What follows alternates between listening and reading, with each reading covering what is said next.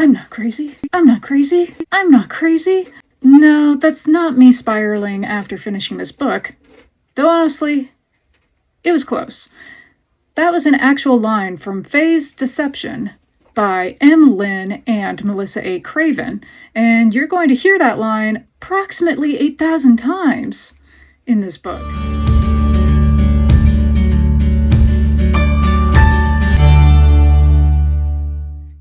Welcome to Syntax and Stars Theory. I am your host, LyVal, and today we're launching this sub-channel with a book that earned half a star out of 5. Yeah, we're starting with chaos. Alright, if you're new here, let me explain what we do. Syntax and Stars Theory is where I break down books using a custom 5-star rating system that I created many years ago and have been refining since. Every book gets evaluated across 5 specific categories. Number 1, we have writing style and mechanics. Does the prose actually work? Star number 2 is plot and story structure. Is the story well constructed? Star number 3, characters and development. Are these people or are they cardboard cutouts? Star number 4, world building, setting, and topic research. Is this world believable?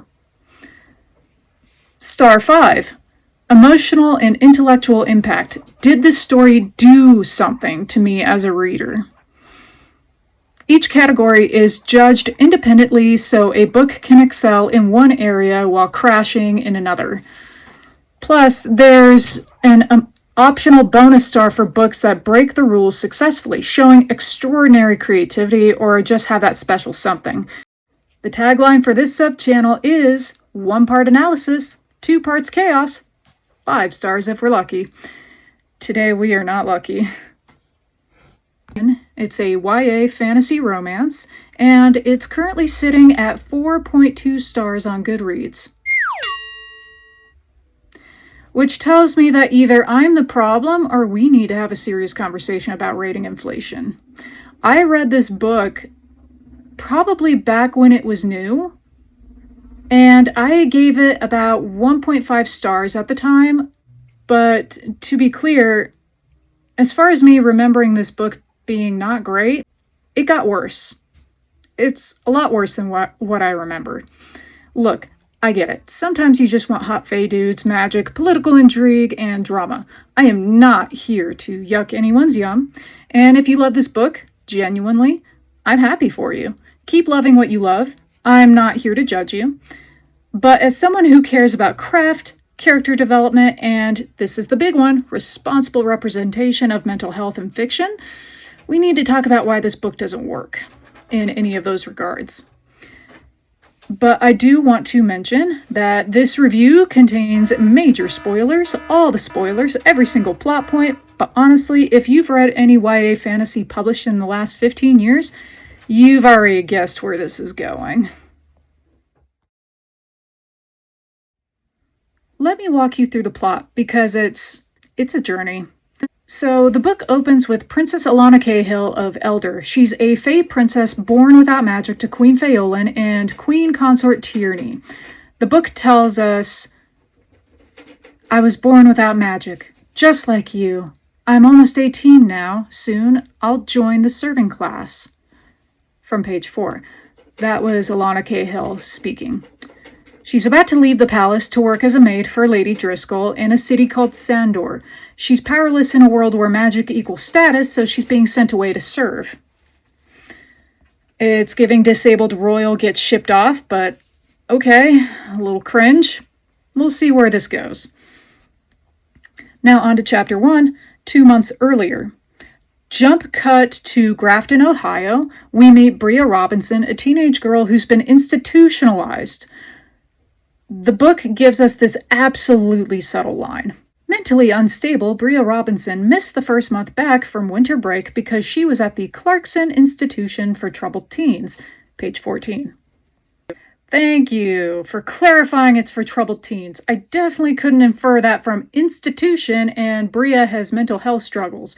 Really appreciate the hand-holding there. So Bria has what she calls freakouts. She sees things that aren't there. Pointy ears, flashing eyes, bright colors. She has violent emotional outbursts she can't control. And throughout all of this, she keeps telling herself, this gem, I'm not crazy. I'm not crazy, from page 8. Over and over and over. Here's the incident.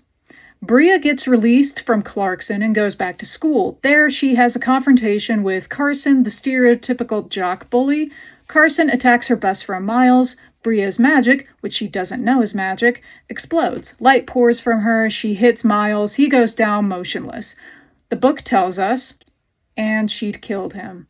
Bria Robinson was a lie. A horror story. Page 12. She's arrested, put in a police car, taken away. Then, plot twist number 1. Here's where it gets messy. Bria wakes up in chapter 3 and realizes something horrifying. Or so she thinks. She'd never left the Clarkson Institute. It was all in her head. The first day back to school never happened. She never attacked Miles, never went to prison. It was all just a horrible nightmare. Page 17. The entire school incident, the confrontation with Carson, attacking Miles, the arrest, all of it, she thinks is a hallucination. She's been locked in the institution the whole time is what she's assuming. But the thing is that as far as we know at this point in the story, she actually did kill Miles. But there's another twist later on in the story. Now, the kidnapping. While Bria's still at Clarkson, a police officer, quotes, police officer, shows up claiming he's transferring her to a psych ward in Columbus. This officer has, and I quote, striking midnight blue eyes. Foreshadowing. What's that? Apparently this. He tells her, your parents signed over their parental rights to your therapist. Looks like they might have washed their hands of you. Page 15. Important caveat, this is what he claims. The book never actually confirms if this is true, and since this guy is literally in the middle of kidnapping her while pretending to be law enforcement, maybe we shouldn't take him at his word? At first, we don't realize he's kidnapping her, but anybody who's reading this book, I picked up on it rather quickly. Because, first off, his eyes are mentioned. Secondly, he's transporting her in the middle of the night. That's not typical police officer, actions. Especially if they're trying to transport a potential criminal to another place. Come on. I already know this is one of the love interests. It's so subtle. Anyway, he drives Bria to a dark farmhouse in the middle of nowhere. She runs. She crashes into another man, tall, brooding, you know the type. The fake cop reveals his name, the guy she ran into. The fake cop reveals that man's name is Griff, and he tells her, no, you aren't crazy. You're just the girl we've been looking for. Page 16. Griff and the not police officer, who is later revealed as Lachlan, they're brothers, by the way. And you learn this a little bit more time along in the book. They drag Bria through a portal to the Feyworld, and we know it's a portal because the air smelled of lavender and jasmine. Two things one did not smell in the dead of an Ohio winter. Also page 16. Look, I'll give them credit. The authors, that's actually a decent sensory detail for portal travel. The Feyworld. Bria wakes up in Fargelsey, a kingdom ruled by Queen Regan.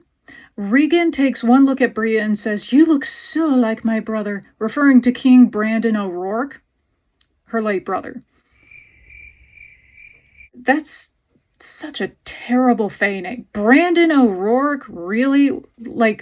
Bland oatmeal sounding. Anyways, but Queen Regan, she calls Bria her niece. So we're clearly setting up that Bria is related to Fey royalty. Shocking, unprecedented, never been done before. So here's the big twist. Eventually, and I'm skipping over a lot of walking around palaces getting exposition dumped on us, Queen Regan reveals the truth, and she reveals it to Alana, the powerless princess from the prologue who shows up in Fargelsey. And this is much later in the book. I may be jumping around a lot, so that's just hopefully something that you'll just get used to. Your mother is a weak queen, but even she would have given birth to a child with magic. She knew I would stop at nothing to take my brother's child, so she switched her with a human girl. Her daughter has lived in the human world, leaving you, a human, to stand in as her only child who could never inherit her throne. Page 120. And then, just to make it crystal clear, Bria Robinson is the true heir of Elder, the daughter of Queen Pheolin and my late brother King Brandon O'Rourke. Also page 120. So here's the actual truth. Bria Robinson is the real Fey princess, biological daughter of Queen Pheolin and King Brandon O'Rourke. Princess Alana, a human baby who is switched with Fey baby Bria at birth. Queen Pheolin switched them to protect her daughter from Queen Regan, who wanted to kidnap her brother's child. Alana has no magic because she's not Fey. She's literally just a human. Real Princess Bria spent her whole life in Ohio thinking she was losing her mind. Human Alana spent her whole life in Elder being treated as a powerless failure. Later in the book, Bria meets Queen Pheolin, her actual mother. Pheolin has yellow eyes when she uses her dragon magic, a trait Bria inherited, which is how Pheolin eventually recognizes her. The book ends with Alana still trapped in Fargelsey saying, "I am human. I am not bound by the laws of this world, and I will find a way to fight back." Page 122. And that's where book 1 ends. On a cliffhanger. Because of course it does. Alright, now that you know what happens, let's talk about why this doesn't work. This book, it just doesn't work. Before we break down each category, here's my thesis. Faye's deception is aggressively mediocre, offensively predictable, and this is the part that genuinely bothers me, irresponsibly uses mental health struggles as window dressing for a fantasy twist. The writing is functional but forgettable. The plot is every YA fantasy trope from 2012 to 2016 thrown in a blender. The characters are archetypes with names attached, and the shocking twist about Bria's identity undermines the entire emotional foundation of the first act. The book thinks it's being clever. It is not clever. Now let's break it down category by category and talk about exactly why it doesn't work. So, writing style and mechanics. The pros in Faye's deception is what happens when functional thinks it's enough. Look, I'll give Lynn and Melissa A. Craven credit where it's due. The sentences are grammatically correct, paragraphs exist, the spelling is mostly accurate, there are capital letters and periods in the right places. Congratulations. You've achieved the bare minimum of literacy. Gold star. But here's the thing. Competent is not the same as good. The writing is beige.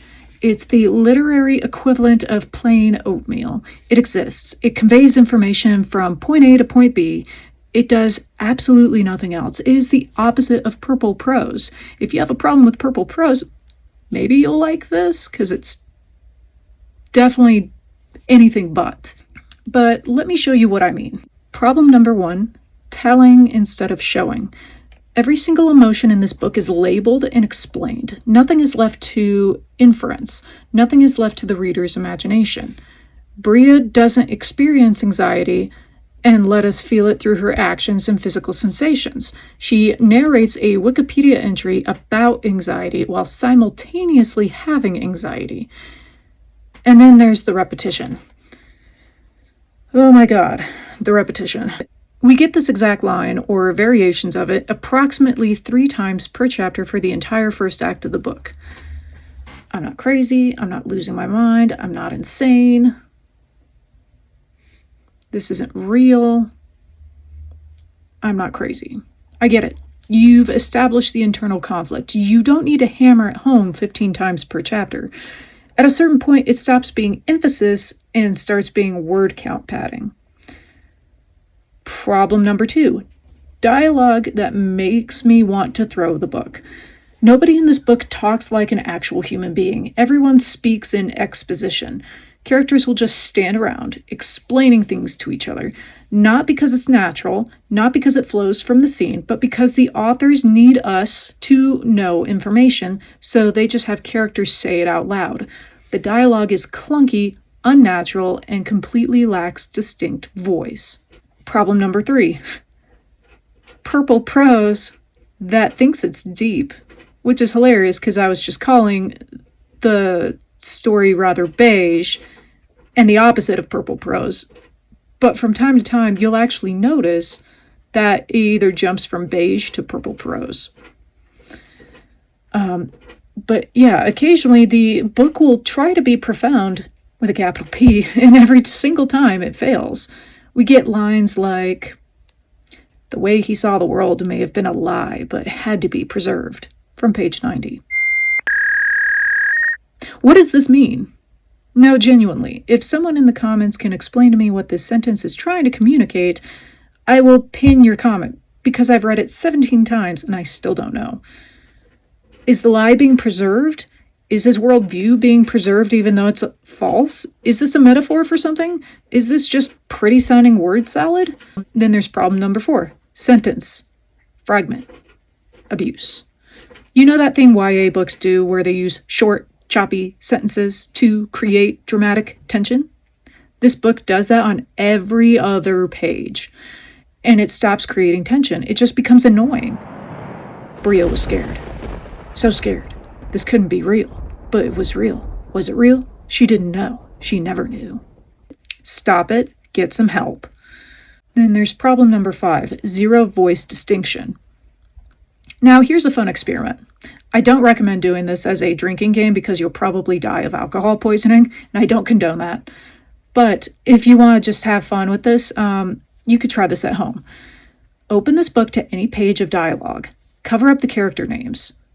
Try to figure out who's speaking based purely on voice, word choice, and speech patterns. You can't, because Bria sounds exactly like Griff, sounds exactly like Lachlan, sounds exactly like Queen Regan, sounds exactly like literally anyone and everyone else in this book. When your first-person narrator has the same voice as every single side character, that's not a stylistic choice, that's a failure of craft. The writing in phase deception is competent, in the same way a McDonald's hamburger is technically food. Yes, it meets the dictionary definition. Yes, it will sustain you for a few hours, but you're not going to remember it fondly. You're not going to remember it at all. So, 1 star for achieving basic literacy, but not illiterate is a low bar, and this book just barely clears it. It trips on the bar on its way out the door. All right, let's talk about this plot, because it's a disaster. If you have read any YA fantasy published between 2010 and 2016, you have already read this book. It's Throne of Glass meets A Court of Thorns and Roses meets every Chosen One story ever written, except with worse execution and more I'm not crazy repetition. The book is structured into 2 main acts, and both of them fail for completely different reasons.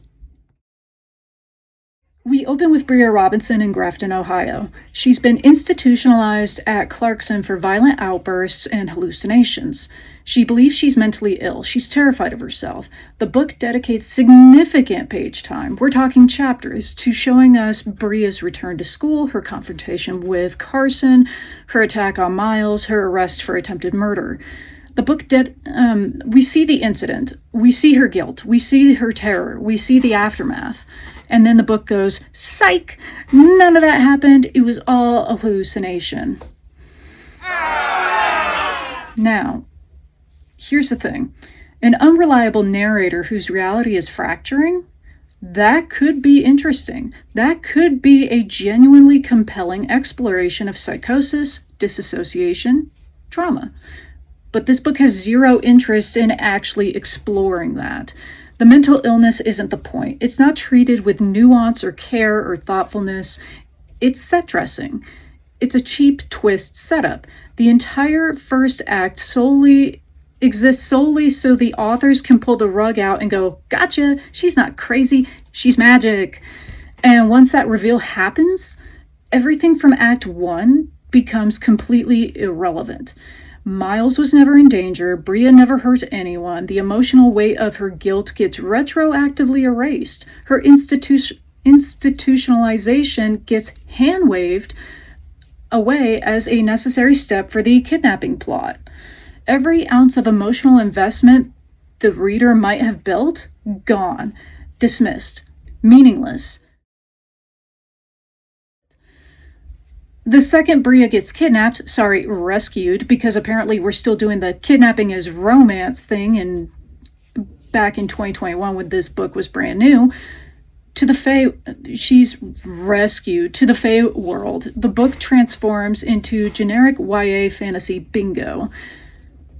We get 3 Fae kingdoms with vague political tension, a prophecy about the protagonist being special, a love triangle with 2 brothers who are functionally identical, an evil queen with unclear motivations, magic the protagonist can't control, core intrigue delivered exclusively via exposition dumps, a chosen one narrative, the protagonist keeps weakly resisting but doesn't really resist, and none of it is developed.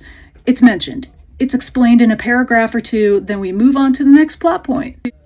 On to the twist everyone saw coming. The big reveal that Bria is the true Princess of Elders, switched at birth with a human baby, is telegraphed so hard from the very first chapter. The moment 2 mysterious Fae brothers show up claiming they've been looking for her, it is obvious where this is going. The moment Queen Regan says, "You look so like my brother," we all know what's happening. The book thinks it's being clever by slow rolling the information. Really, it's just insulting the reader's intelligence. Any competent reader figures this out by chapter 3. And you know what? Even if the twist was surprising, even if it came out of nowhere and genuinely shocked us, it would still be bad, because the twist actively undermines the entire first act of the book. You cannot spend 100 pages building emotional investment in a character's mental health struggles and then wave your magic wand and go, never mind, it was all magic. She was never mentally ill. She's just special. That's not a twist. That's a cop-out. That's erasure. That's lazy writing. But yeah, let's go ahead and play this trope bingo. We've got the hidden princess who doesn't know her heritage, the chosen one prophecy, the love triangle with 2 brothers, kidnapping framed as rescue, not like other girls protagonist, dead or absent parents with tragic backstory, uncontrollable magic that conveniently only activates when the plot needs it, evil queen who's evil because reasons, mean girl character who exists solely to be mean, training montage, you're the only one who can save us. Look, I'm not against tropes. Tropes are tools. Used well, they're scaffolding for original stories. Used poorly, they're a crutch for writers who don't have original ideas. Fae's Deception doesn't use tropes, it is tropes. In a trench coat, pretending to be a book. Now, on to the point of there's no ending. This book doesn't have an ending, it has a pause button. The war between kingdoms doesn't resolve. Bria's role in the prophecy, unclear. The political machinations, barely even started. Alana's arc, cliffhanger. The entire novel is 300 pages of setup for book 2. By the time you hit the final page, you realize you just read a very long, very padded prologue. Now the verdict? The plot is paint-by-numbers YA fantasy with 0 originality, pacing that lurches violently between glacial and breakneck, and a twist that actively undermines its own emotional premise.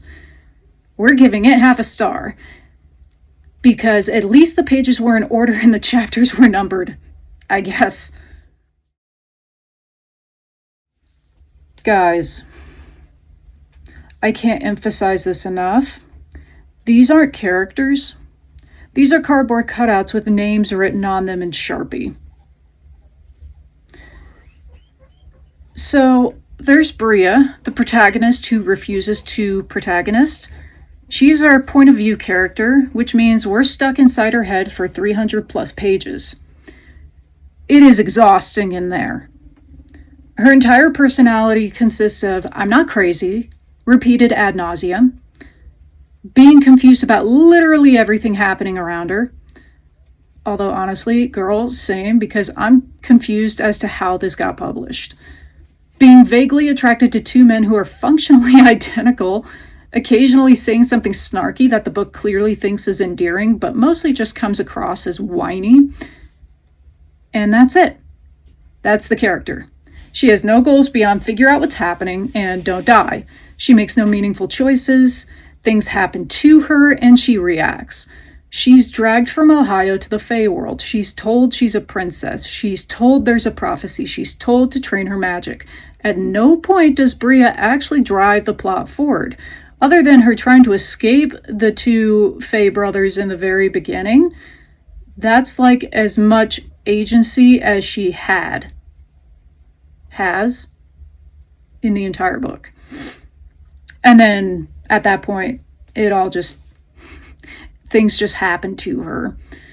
She's a passenger in her own story, and not even an interesting passenger. She's the person in the back seat going, Are we there yet? Are we there yet? Are we there yet? So help me, I will turn this car around! While everyone else does the actual work of moving the narrative forward. Griff and Lachlan, the same guy, just printed twice. Let's talk about our love interests. Griff, he's tall, brooding Fae warrior, charming smile, violet midnight blue eyes, tragic past involving dead family members, says vaguely flirtatious things, and kidnapped the protagonist. Then there's Lachlan, tall, brooding Fae warrior, intense stare, tragic past involving dead family members, says vaguely protective things, also kidnapped the protagonist. They're the same person. The book just printed him twice and changed the eye color. Both of them lack any chemistry whatsoever with Bria. Both of them are possessive in that YA love interest way that's supposed to be protective, but just reads as controlling. Both of them justify literal kidnapping with, I had orders and we're trying to help you. So romantic. The book tries to differentiate them. Griff is the charming one. Lachlan is the serious one. But personality-wise, they're identical. Their dialogue is interchangeable. Their motivations are interchangeable. I could randomly swap their names throughout the entire manuscript and literally nothing would change. And then there's Miles, the tragedy that doesn't exist. Miles, Bria's best friend, appears in exactly one scene. Bria attacking him at school in the very beginning and her thinking it was a hallucination. That's it. That's his entire role in the book. He's not a character, he's a plot device. He exists solely to give Bria fake trauma that gets immediately erased once the twist reveals that she hurt him, but not enough to kill him. And other than that, we do nothing with him. He's a tragedy prop. And then there's Alana, the human that was traded with Bria. She's wasted potential. She's the human girl raised as a powerless Fae princess that could have been fascinating. A human who grew up surrounded by magic, told she was a failure, treated as lesser than, discovering the truth about her identity and having to reckon with what that means. That's compelling. That's a story I want to read. Instead, Alana appears in the prologue, shows up briefly in Fargelsi to receive exposition, and then vanishes from the narrative. She's given one defiant speech at the end, and then the book's over. She's a plot device with a name, not a character. The problem with this, though? Nobody grows. Nobody in this book changes. Nobody learns anything. Nobody has an arc. Bria ends the book exactly as confused and passive as she started. Griff and Lachlan are still the same brooding kidnapper archetypes. Alana gets zero development beyond, I'm going to fight back, which isn't development, it's a promise of development in book 2. Then character development isn't optional. It's a bonus feature. It's required for good storytelling. It's not a bonus feature, I should say. But, the book said, nah, we're good, and moved on. So the verdict for these characters, these aren't characters. They're tropes with names attached. They're walking plot functions pretending to be people. I give it half a star, because technically they have names and dialogue, which I guess counts as characters if you squint really hard and tilt your head to the side. Although, again, even with the dialogue, you could easily switch out the names of whoever's speaking and you wouldn't notice the difference, really. Okay, here's the thing. This is the book's only decent category. The world building it's not great, but it's functional. After everything else we've talked about, functional feels like a win. It still has major problems. Here's what actually works, though. The Three Kingdoms. The Fae world has 3 main kingdoms. Elder, the Fire Fae Kingdom, desert setting, some magic, ruled by Queen Phaolin. Then there is Fargelsi, the Forest Kingdom, also known as the Prison Kingdom, where Queen Regan controls everyone's magic. Then there's Iskalt, the Ice Kingdom in the frozen north. These kingdoms are visually distinct. They have clear political dynamics. The tension between them makes sense. Queen Regan wants to expand her power and control. Elder and Iskalt want to resist her. That's basic world building. It's not groundbreaking, but it's functional. And after the writing and plot and characters, I'll take functional. And then there's the magic system. Magic in this world is hereditary and element-based. More powerful Fae can suppress or control weaker Fae's magic. Different Fae families have different colored magic. Queen Phaolin has yellow eyes where she uses her magic, which Bria inherited. The idea that Bria's magic is unstable because she grew up in the human world without any training or understanding of what she was, that's actually clever. It gives a logical reason for why her powers are dangerous and uncontrollable. Then there's the portal mechanics. Only certain Fae families can create portals between the human world and the Fae realm. This explains why Griff and Lachlan, who are from the O'Shea family, are important and necessary to the plot. It adds actual constraints to the magic system instead of letting anyone portal anywhere whenever it's convenient. Not bad. This is competent world building. But that's where competency ends. This is what doesn't work. Grafton, Ohio is generic. Nothing about Grafton, Ohio feels specific or real or lived in. It could be Ohio. It could be Kansas. It could be Nebraska. It could be Idaho. It could be a cardboard box. We'd never know the difference. There's no sense of place, no regional details, no local culture, just vague small-town America.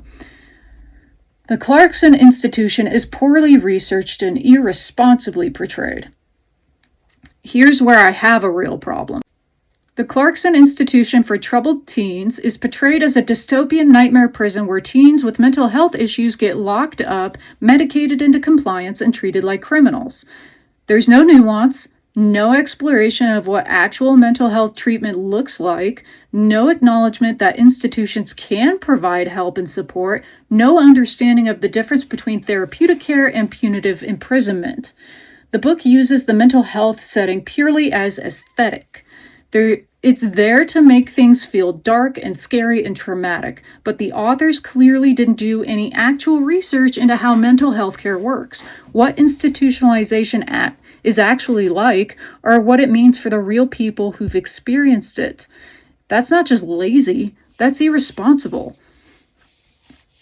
And then there's the info dumping instead of immersion. Instead of showing us the Fae world through Bria's eyes, letting us discover it naturally through her experiences, characters just sit around explaining things. They explain the history of the kingdoms, they explain the political tensions, they explain the prophecy, they explain the magic rules, they explain the cultural differences.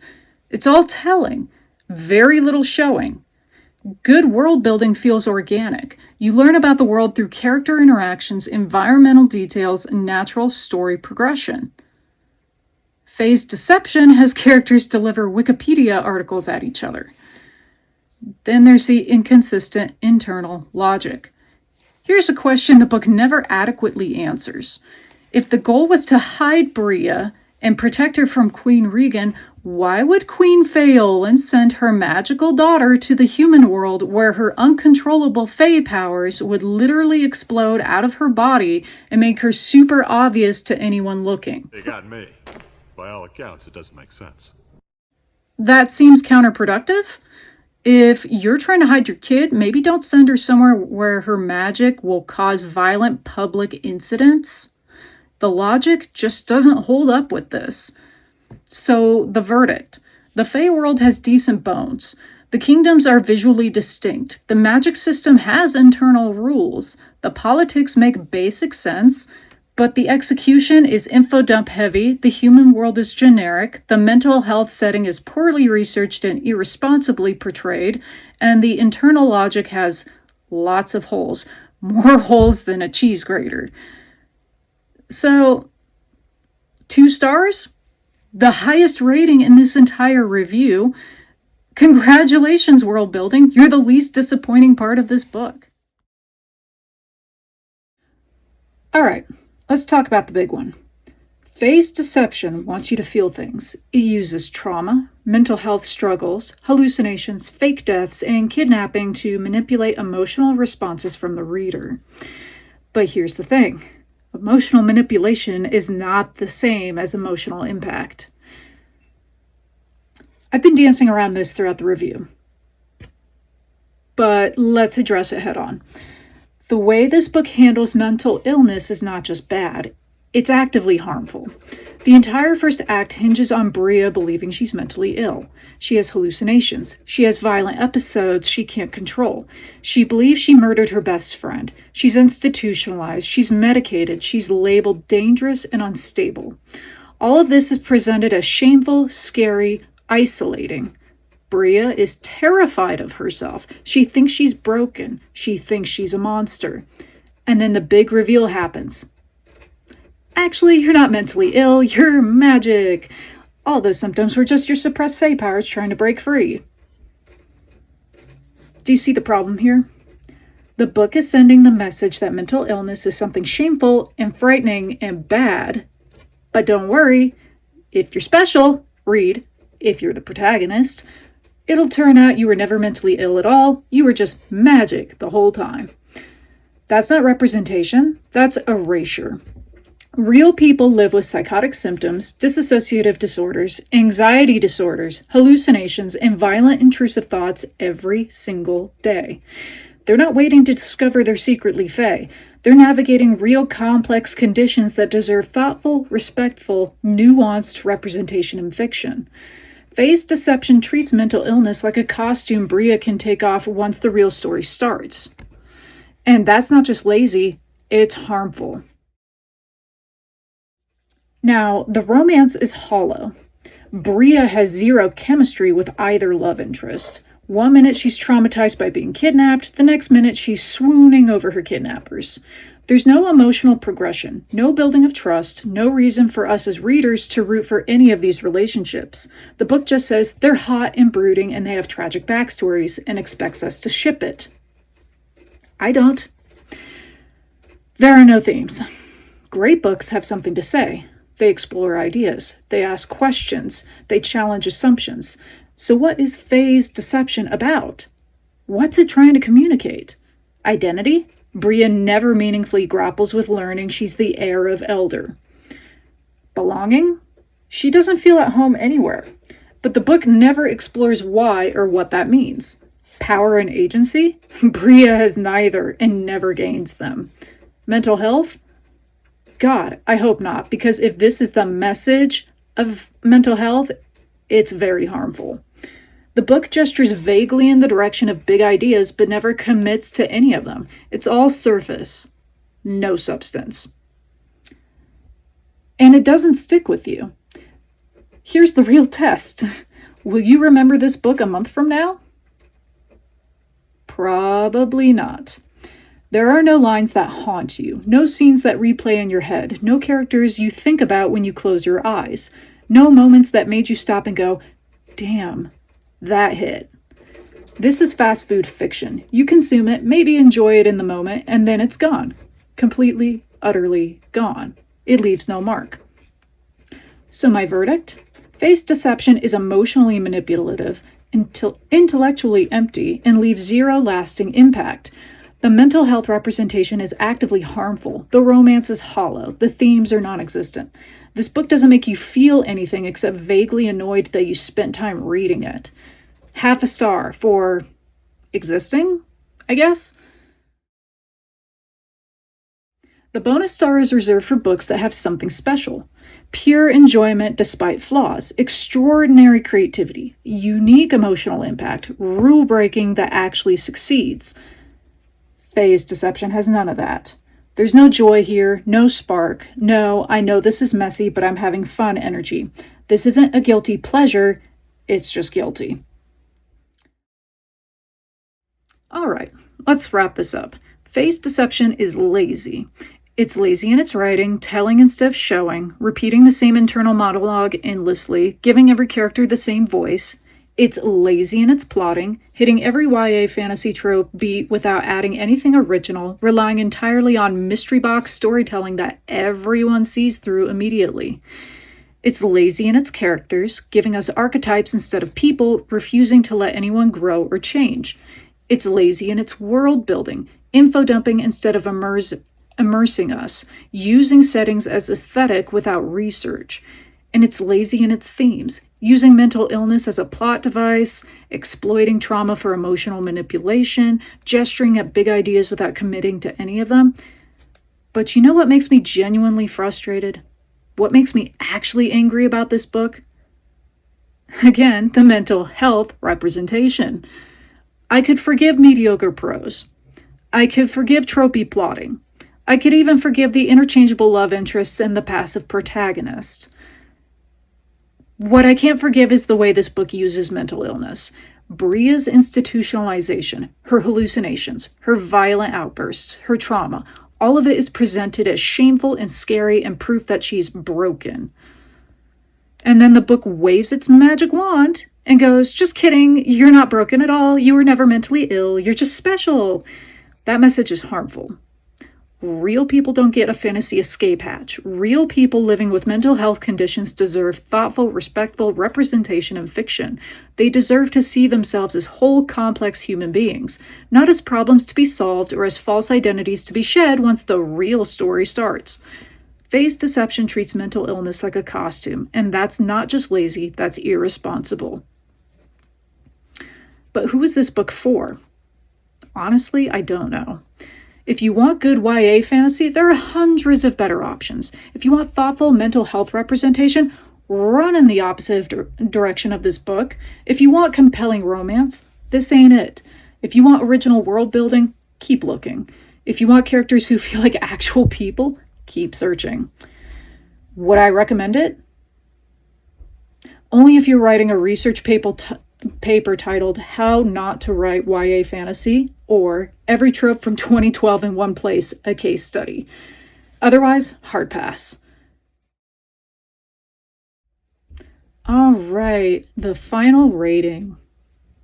Mathematically, averaging these 5 categories gives us 0.9 stars, but I'm knocking it down to half a star because the mental health representation is so egregiously harmful that it actively damages the entire book.